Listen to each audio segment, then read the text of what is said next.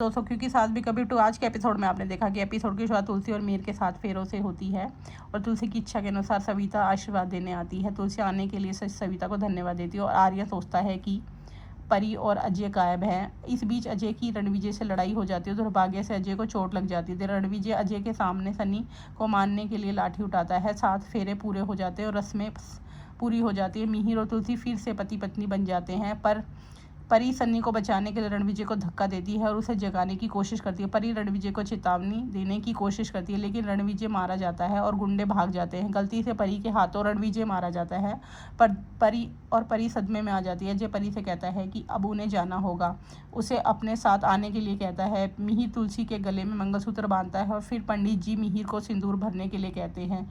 मुन्नी सोचती है कि शादी हो जाने के बाद भी परी अभी तक वापस नहीं आई है और मिहिर तुलसी को उससे शादी करने के लिए धन्यवाद देता है। मिहिर हमेशा उसके साथ रहने का वादा करता है और मुन्नी परी को फ़ोन करती है। परी को घबराहट का दौरा पड़ता है और अजय उसे पानी पीने के लिए कहता है। परी को ठीक से सांस लेने में दिक्कत हो रही होती है क्योंकि उसे रणविजय की हत्या कर दी है और अजय इसे एक दुर्घटना बताता है। मुन्नी परी को फ़ोन करती है और अजय परी को फ़ोन उठाने के लिए कहता है। अजय परी को शांत होने के लिए कहता है और परी फ़ोन उठा लेती है। मुन्नी परी को बताती है कि शादी तय हो गई और अजय मुन्नी को बताता है कि वे रास्ते में हैं। मुन्नी को शक होता है।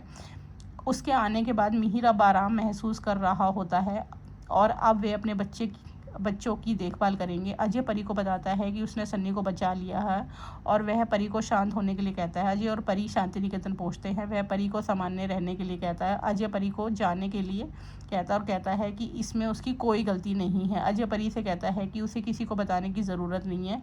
वह उसे घर में प्रवेश की तैयारियों के लिए जाने के लिए कहता है। परी रो रही होती है। वह घर के अंदर कदम रखती है। महाराज सारी तैयारियां पूरी कर लेते हैं। मुन्नी परी को ढूंढ रही होती है। मिहिर और तुलसी घर वापस आ जाते हैं और शोभा परी से पूछती है कि वह कहाँ थी। शोभा तुलसी से कहती है कि परी नई ड्रेस पहनना चाहती है और गायत्री तुलसी से उसे घर के अंदर लाने को कहती है। शोभा नंदिनी और दामिनी को कलश रखने को कहती है और गायत्री आरती करती है। गायत्री तुलसी को आने के लिए कहती है लेकिन नंदिनी और दामिनी नेक मांगते हैं और तुलसी उसे नेक देने को कहती है। तुलसी नंदिनी से और पैसे मांगने को कहती है। करण उसे 10 करोड़